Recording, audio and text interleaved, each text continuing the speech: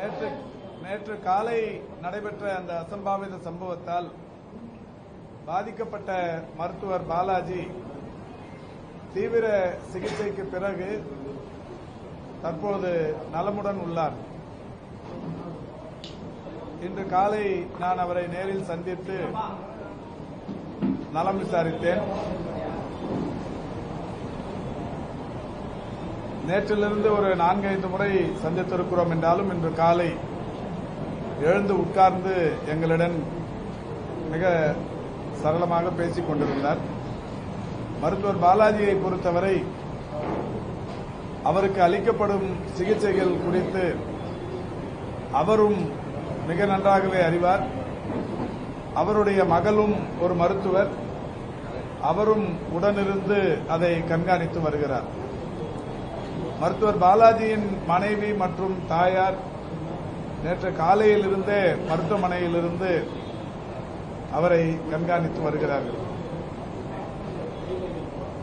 அவருக்கு ஏற்கனவே base maker பொருத்தப்பட்டிருக்கிற காரணத்தினால் இந்த பேஸ் மேக்கர் கம்பெனி நேற்றைக்கே அதனுடைய பங்கனை ஆய்வு செய்து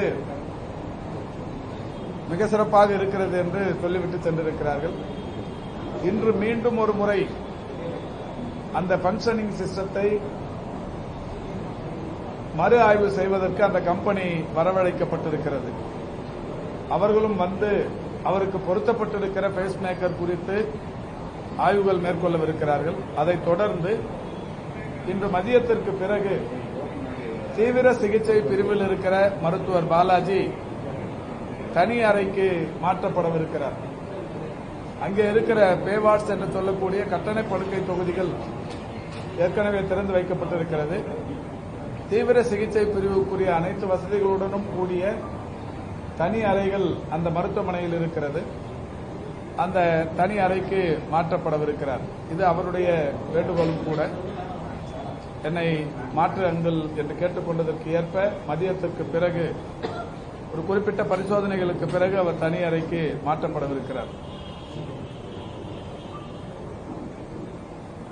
அந்த சம்பவத்தில் ஈடுபட்ட விக்னேஷ் என்கின்ற இளைஞரை நேற்றைக்கு மருத்துவமனையில் பணியாற்றிக் கொண்டிருந்த காவலர்களே பிடித்து காவல்துறையினரிடத்தில் ஒப்படைத்ததை அனைவரும் அறிவீர்கள். அவரின் மீது காவல்துறை கடுமையான சட்டப்பிரிவுகளின் கீழ் வழக்கு தொடுத்திருக்கிறது. ஒரு 7 பிரிவுகளின் கீழ் அவர் மீது வழக்கு தொடுக்கப்பட்டிருக்கிறது. 126/2 அத்துமீறி நுழைதல், 115/2 காயத்தை ஏற்படுத்த வேண்டும் என்ற நோக்கத்துடன் செயல்படுதல், 118/1 ஆபத்தான ஆயுதங்களால் காயம் ஏற்படுத்துதல், 121/2 பணியில் இருக்கும் பொது ஊழியருக்கு காயம் ஏற்படுத்துதல், 109 கொலை முயற்சியில் ஈடுபடுதல், 151/3 உயிருக்கு ஆபத்தை விளைவிக்கும் வகையில் காயத்தை ஏற்படுத்தி மிரட்டுதல் மற்றும் 2008ஆம் ஆண்டு தமிழ்நாடு மருத்துவ சேவையில் ஈடுபட்டுள்ள நபர்கள் மற்றும் மருத்துவ சேவையில் ஈடுபட்டுள்ள நிறுவனங்கள் வன்முறையையும் சொத்து சேதத்தினையும் அல்லது இழப்பினையும் ஏற்படுத்துவதை தடுக்கின்ற வகையில் தமிழ்நாடு அரசால் இயற்றப்பட்ட சட்டம் 48/2008 அதன் கீழும் அவர் மீது வழக்கு தொடுக்கப்பட்டிருக்கிறது. ஆக மிக முக்கியமான பொருத்தமான பிரிவுகளின் கீழ் அவர் மீது வழக்கு தொடுக்கப்பட்டு அவர் புழல் சிறையில் அடைக்கப்பட்டிருக்கிறார். 15 நாட்கள் மாண்பமை நீதிமன்றம் அவருக்கு கடுங்காவல் தண்டனை தந்திருக்கிறார்கள். அவர் புழல் சிறையில் அடைக்கப்பட்டிருக்கிறார். இந்த நிலையில் மக்கள் நல்வாழ்வுத்துறையின் சார்பில் மாண்புமிகு தமிழ்நாட்டின் முதலமைச்சர் அவருடைய அறிவுறுத்தலோடு ஏற்கனவே மேற்கு வங்கம் போன்ற மாநிலங்களில் நடைபெற்ற சம்பவங்களை ஒட்டி தமிழ்நாட்டின் மருத்துவ கட்டமைப்புக்கு என்னவெல்லாம் புதிய சீர்திருத்தங்களை செய்திட வேண்டும் என்று மாண்புமிகு முதல்வர் அவர்களுடைய வலியுறுத்தலுக்கு ஏற்ப தலைமைச் செயலாளர் கடந்த ஆகஸ்ட் திங்கள் 19ஆம் தேதி ஒரு உயர் அலுவலர்களுடனான கூட்டம் ஒன்றை நடத்தி மருத்துவமனைகளின் பாதுகாப்பு ஏற்பாடுகள் குறித்து பல்வேறு முடிவுகளை எடுத்தார்கள். எடுக்கப்பட்ட முடிவுகளை எல்லாம் செயல்படுத்துவதற்கு டிஎம்இ, டிஎம்எஸ், டிபிஎச் போன்ற அலுவலர்களுக்கு தகுந்த உத்தரவுகளும் பிறப்பிக்கப்பட்டிருக்கிறது. அதன் அடிப்படையில் பிறப்பிக்கப்பட்ட 1-2 உத்தரவுகளை உங்கள் முன்னால் சொல்லுகிறேன். அனைத்து அரசு மருத்துவக் கல்லூரி மருத்துவமனை மற்றும் இதர அரசு மருத்துவமனைகளில் காவல் மற்றும் சுகாதாரத்துறை இணைந்து பாதுகாப்பு குறித்து கூட்டு தணிக்கை நடத்தப்பட வேண்டும் என்று சொல்லப்பட்டிருக்கிறது. மருத்துவமனைகளில் நிறுவப்பட்டுள்ள அனைத்து சிசிடிவி கேமராக்களும் செயல்படுவதை உறுதி செய்ய வேண்டும் என்றும் அதனுடைய காட்சிகள் தொடர்ந்து கண்காணிக்கப்பட வேண்டும் என்றும் அறிவுறுத்தப்பட்டிருக்கிறது. மருத்துவமனைகளில் தேவையான வெளிச்சம் மற்றும் விளக்குகள் உள்ளனவா என்பதை உறுதி செய்திட வேண்டும் என்றும் அறிவுறுத்தப்பட்டிருக்கிறது. அரசு மருத்துவமனைகளில் ஒப்பந்த முறையில் பணிபுரியும் பணியாளர்களின் வருகை பதிவேடு பயோமெட்ரிக் சிஸ்டத்தின் மூலம் பராமரிக்கப்பட வேண்டும் என்றும் அறிவுறுத்தப்பட்டிருக்கிறது. அரசு மருத்துவக் கல்லூரி மருத்துவமனைகளில் புறக்காவல் நிலையம் மற்றும் காவல் ரோந்து பணிகள் முறையாக அமைக்கப்பட வேண்டும் என்றும் சொல்லப்பட்டிருக்கிறது. அனைத்து மருத்துவர்கள் மற்றும் மருத்துவ பணி சார்ந்த பணியாளர்கள் காவல் உதவி என்கிற செயலியை அவர்கள் கைபேசிகளில் பதிவிறக்கம் செய்து கொள்ள வேண்டும் என்றும் சொல்லப்பட்டிருக்கிறது. அதன் அடிப்படையில் இன்றைக்கு பல்வேறு மாற்றங்கள் படிப்படியாக மேற்கொள்ளப்பட்டு வருகிறது. குறிப்பாக மருத்துவமனைகளுக்கு வருகிற நோயாளர்களுடன் வருகிற பார்வையாளர்களுக்கு அடையாள அட்டைகள் தரும் பணியை செய்வோம் என்கின்ற வகையில் அன்றைக்கு உறுதி மேற்கொள்ளப்பட்டது. அந்த வகையில் பரீட்சார்த்த ரீதியாக கடந்த அக்டோபர் திங்கள் 8ஆம் தேதி மாண்புமிகு முதல்வர் அவர்களுடைய வழிகாட்டுதலின்படி என்னால் ராஜீவ்காந்தி அரசு மருத்துவமனையில் ஒரு 4 நிறங்களை கொண்ட கையில் கட்டிக்கொள்ளுகிற ஒரு டேக் அறிமுகப்படுத்தப்பட்டு இது நடைமுறையில் இருக்கிறது. பச்சை நிறத்திலான இந்த டேக் சர்ஜிக்கல் சூப்பர் ஸ்பெஷாலிட்டி மருத்துவ சேவை பெறுபவர்களுக்கு அவர்களுடன் வருகிற பார்வையாளர்களுக்கு கட்டப்படுகிற டேக் ஆகும். இந்த சிகப்பு நிறத்திலான இந்த டேகை பொறுத்தவரை தீவிர சிகிச்சை பிரிவில் அனுமதிக்கப்பட்டிருக்கிற நோயாளர்களுடன் வருகிறவர்களுக்கு கட்டப்படுகிற டேக் ஆகும். இந்த மஞ்சள் நிறத்திலான இந்த டேகை பொறுத்தவரை சூப்பர் ஸ்பெஷாலிட்டி என்கின்ற வகையில் அந்த நோயாளர்களுடன் வருகிற பார்வையாளர்களுக்கு கட்டப்படுகிற டேக் ஆகும். இந்த நீல நிறத்தை பொறுத்தவரை ஜெனரல் அதாவது பொது மருத்துவத்திற்கு வருகிற நோயாளர்களுடன் வரும் பார்வையாளர்களுக்கு கட்டப்படுகிற டேக் ஆகும்.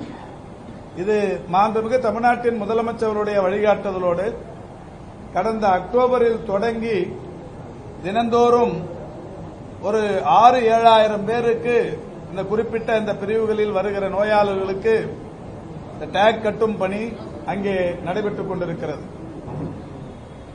ஓபி என்று சொல்லக்கூடிய அந்த பதிவுக்கு வருகிற போதே ஒரு நோயாளிக்கு 2 பேருக்கு இந்த டேக் தரும் சிஸ்டத்தை அன்றைக்கு தொடங்கி வைத்திருக்கிறோம்.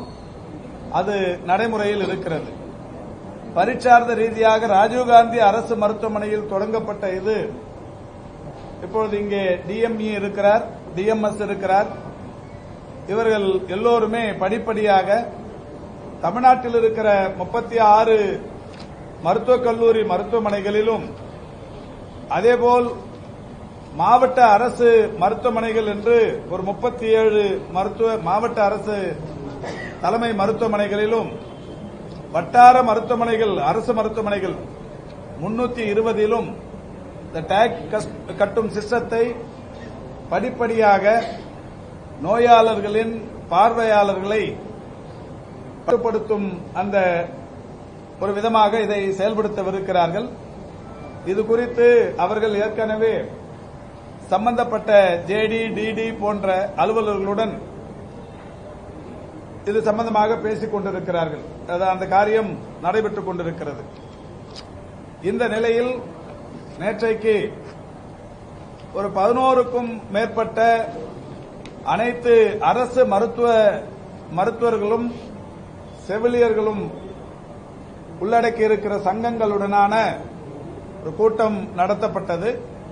இந்த கூட்டத்தில் நானும் நம்முடைய காவல்துறையின் உயர் அலுவலர்கள் ஏடிஜிபி, ஜேசி போன்ற உயர் அலுவலர்களும், இந்த துறையின் செயலாளர், அதேபோல் NHM MD, DPH, DMS, DME போன்ற உயர் அலுவலர்களும் நேற்றைக்கு கலந்து கொண்டார்கள். அந்த வகையில் அந்த சங்கத்தின் அனைத்து அரசு மருத்துவ சங்கங்களும் 4 மணிக்கு சந்திக்க வேண்டும் என்றவுடன் அனைவருமே வந்திருந்தார்கள். அவர்களுடன் கலந்து பேசப்பட்டது. நடைபெற்ற சம்பவம் குறித்து பெரிய அளவிலான வருத்தம் அனைவருக்கும் இருப்பது பகிர்ந்து கொள்ளப்பட்டது. அந்த வகையில் அவர்களும் அரசு எடுத்து வருகிற நடவடிக்கைகளுக்கு திருப்தி தெரிவித்தார்கள். அந்த வகையில் இன்றைக்கு அனைத்து சங்கங்களும் மிக சிறப்பாக ஒத்துழைத்து தமிழ்நாட்டில் இந்த மருத்துவ சேவை பெரிய அளவில் பாதிக்கப்படாமல் இருப்பதற்குரிய நடவடிக்கைகளை எடுத்து வருகிறார்கள்.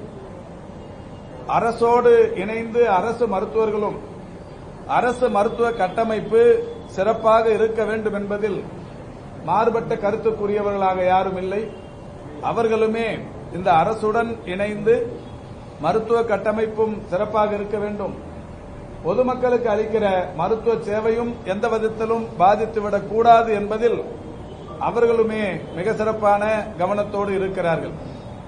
அந்த வகையில் தொடர்ந்து இன்று காலை நான் நம்முடைய பல்வேறு தமிழ்நாட்டில் இருக்கிற மருத்துவக் கல்லூரி மருத்துவமனைகளுக்கு தொலைபேசியில் தொடர்பு கொண்டு மருத்துவ சேவை எப்படி வழங்கப்பட்டு வருகிறது என்கின்ற விஷயத்தை தொடர்ந்து கேட்டறிந்து வருகிறேன்.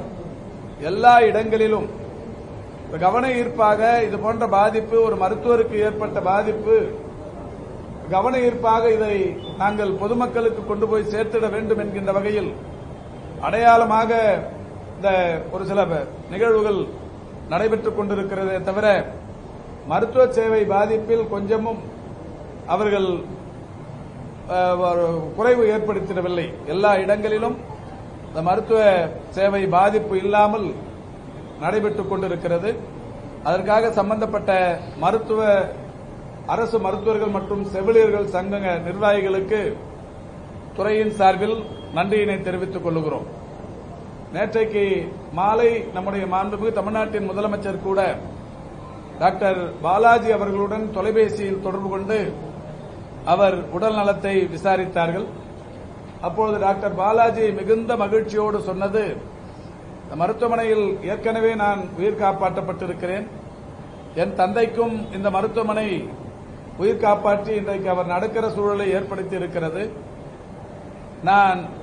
எனக்கு இன்னமும் 5 ஆண்டுகள் அந்த பணியில் இருக்கும் வாய்ப்பு இருக்கிறது. இந்த 5 ஆண்டுகளும் இந்த கலைஞர் மருத்துவமனையிலேயே எனக்கு வாய்ப்பு கிடைத்தால் மகிழ்ச்சியாக இருக்கும், மிக சிறப்பான சேவை செய்வதற்கு இது எனக்கு ஒரு வாய்ப்பாக இருக்கும் என்கின்ற வகையில் மாண்புமிகு முதல்வரிடத்தில் தன்னுடைய கருத்தை தெரிவித்திருக்கிறார். அந்த வகையில் மருத்துவர் பாலாஜி அவர்களும் நலமுடன் இருக்கிறார்கள். சம்பந்தப்பட்ட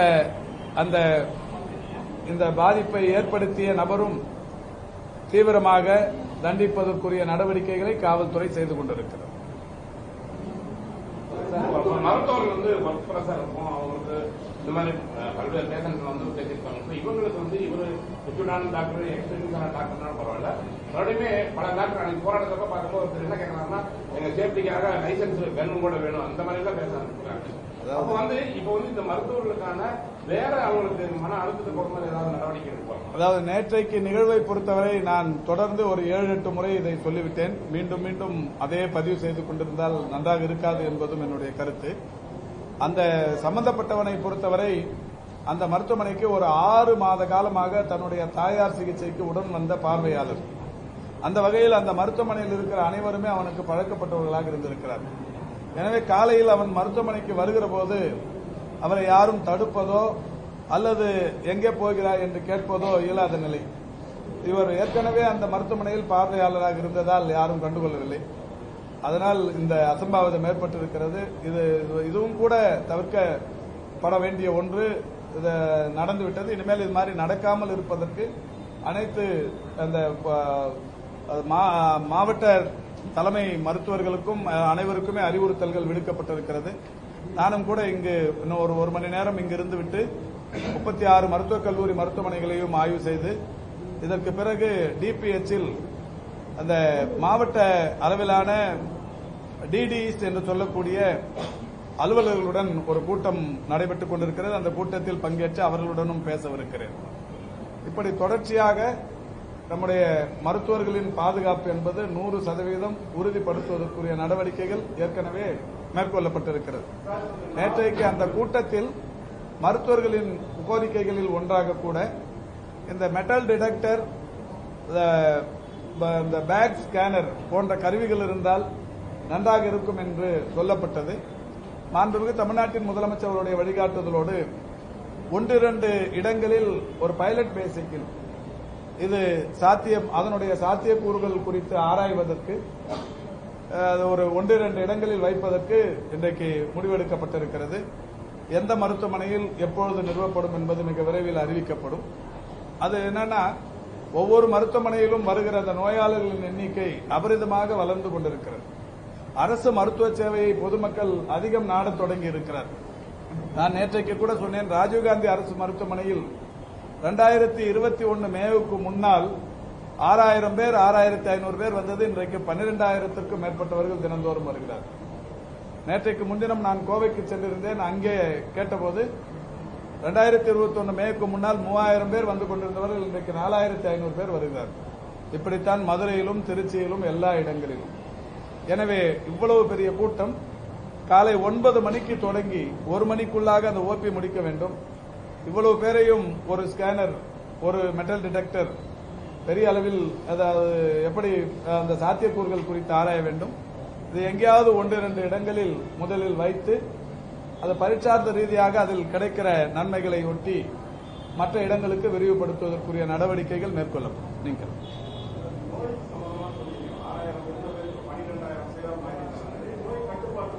இல்ல அதுதான் அது தெளிவுபடுத்தணும். நல்ல கேள்வி. என்னன்னா, தமிழ்நாட்டை பொறுத்தவரை எல்லா நோய்களும் கட்டுக்குள் இருக்கிறது. ஆனால் இதுல ஒரு மகிழ்ச்சி என்னன்னா, இதற்கு முன்னால் தனியார் மருத்துவ சேவையில் இருந்தவர்கள் அரசு மருத்துவ சேவையை விரும்பி வருகிறார்கள். இப்ப அரசு மருத்துவமனைகளுக்கு இந்த எண்ணிக்கை கூடியிருப்பதற்கு காரணம் அரசு மருத்துவமனைகளின் மேல் நம்பிக்கை கூடியிருக்கிறது, கட்டமைப்பு பெருகி இருக்கிறது, மருத்துவர்களின் சேவை அதிகரித்திருக்கிறது. அதனால் இப்ப அந்த எண்ணிக்கை கூடியிருக்கிறது. இதையும் தாண்டி ராஜீவ்காந்தி அரசு மருத்துவமனையில் மட்டுமே கட்டண படுக்கை தொகுதிகள் பே வார்ட்ஸ் இருந்தது. இப்ப ஒரு 15க்கும் மேற்பட்ட இடங்களில் நடுத்தர வர்க்கத்தினரும் ஓரளவுக்கு உயர் வருவாய் பிரிவினரும் கூட அந்த வசதியை, அரசு மருத்துவ சேவையை பயன்படுத்திக் கொள்வதற்குரிய வசதியாக தனித்தனி அறைகள், படுக்கை, அந்த ஒரு பே வார்ட்ஸ் என்று சொல்லக்கூடிய கட்டண படுக்கை தொகுதிகள் எல்லா மருத்துவமனைகளிலும் தொடங்கி வைத்துக் கொண்டு வந்து கொண்டிருக்கிறோம். வருகிற 17ஆம் தேதி நான் நெல்லையில் இருக்கிற மருத்துவக் கல்லூரி மருத்துவமனைக்கு சென்று தொடங்கி வைக்கவிருக்கிறேன். ஏற்கனவே சேலத்தில் தொடங்கி வைத்திருக்கிறேன், கோவையில் தொடங்கி வைத்தேன், மதுரையில் தொடங்கி வைத்தேன். இப்படி பல ஊர்களில் தொடங்கி வைக்கப்பட்டு வருகிறது. இதெல்லாம் ஒரு காரணம்.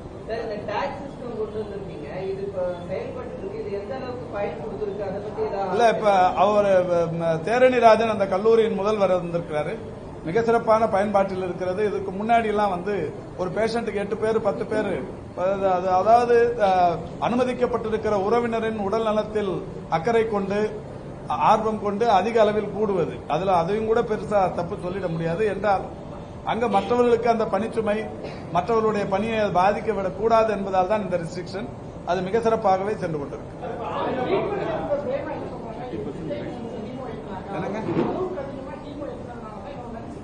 அதாவது இல்ல அதாவது நீங்க மருத்துவர் இல்ல, மருத்துவர் பாலாஜி மிக சிறந்த ஆன்காலஜி மருத்துவர்.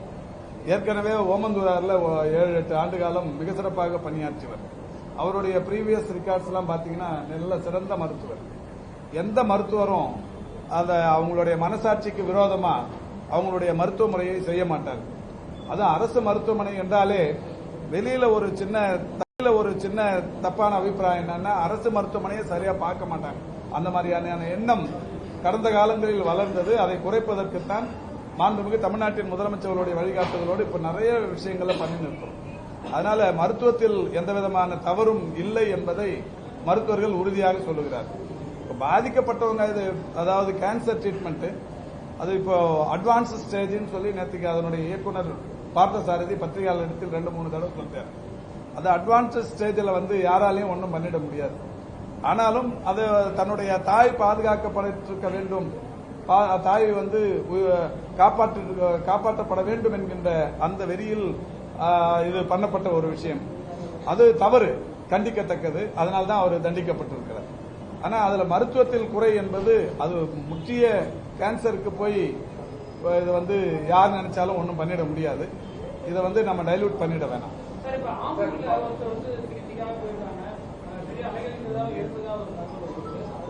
அதாவது இது மாதிரி ஒண்ணு வரும்போதே இது படிப்படியா எதையாவது ஒரு கட்டுக்கதைகள் புனையப்பட்ட செய்திகள் வந்துடும். இது நடந்துருக்கும் போதே ஸ்டான்லியில பாத்தீங்கன்னா ஒரு மனநோயாளி ஒரு மனநல ஆலோசகர் மருத்துவர் மேல கைப்பற்றிருக்கு. உடனே அது அங்க என்ன பரப்பி விட்டுட்டாங்கன்னா மருத்துவரை அடித்து விட்டார்கள் அப்படின்ற மாதிரி.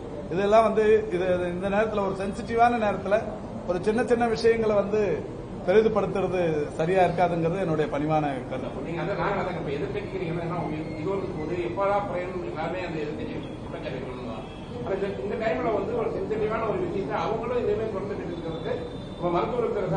இல்ல இப்ப நான் அவங்களுக்கு பதில் சொல்ற நேரம் இது இல்ல. இது எல்லாருமா சேர்ந்து ஒரு பதட்டம் என்றால் ஒரு எரியும் நெருப்பில் தண்ணீர் ஊற்றி அணைக்க வேண்டுமே தவிர எண்ணெய் ஊற்றி அதிகப்படுத்தக்கூடாது. இதனால நான் யாரையும் குறை சொல்ல இந்த நேரத்தில் விரும்பல.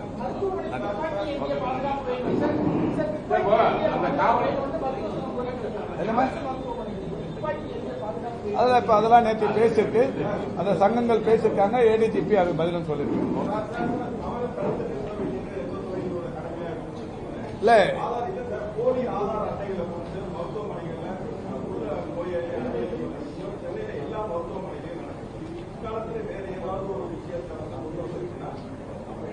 இல்ல இப்ப அனுமதிக்கப்படுவதற்கு எந்த அடையாளமும் இல்ல. நோயோட தன்மைக்கு ஏற்ப உள்ள வரும்போது மருத்துவர்கள் முதல்ல நோய் தன்மையை தான் பார்ப்பாங்க.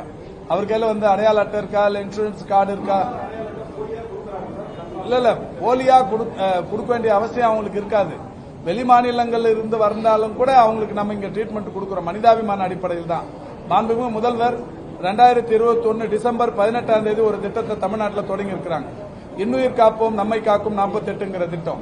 அந்த திட்டத்தின் நோக்கமே தமிழ்நாட்டின் எந்த சாலையில் விபத்து ஏற்பட்டாலும், எந்த மாநிலத்தை சேர்ந்தவராக இருந்தாலும், எந்த நாட்டை சேர்ந்தவராக இருந்தாலும், பாதிக்கப்படுவது மனித உயிராக இருந்தால் முதல் 48 மணி நேரத்தில் 1 லட்சம் ரூபாய் அறிவிச்சு அது பண்ணி நிற்கிறோம். அந்த வகையில் 3 லட்சத்திற்கும் மேற்பட்ட விபத்துகளில் உயிர் காப்பாற்றப்பட்டிருக்கிறது. அந்த 1 லட்சம் கூட இன்னொரு 5-6 நாட்களில் 2 லட்சமாக உயர்த்தி தரப்படவிருக்கிறது. எனவே உயிர் காப்பாற்றப்படுவதுதான் அரசு மருத்துவமனைகளின் மிக முக்கிய நோக்கமாக இருக்கும்.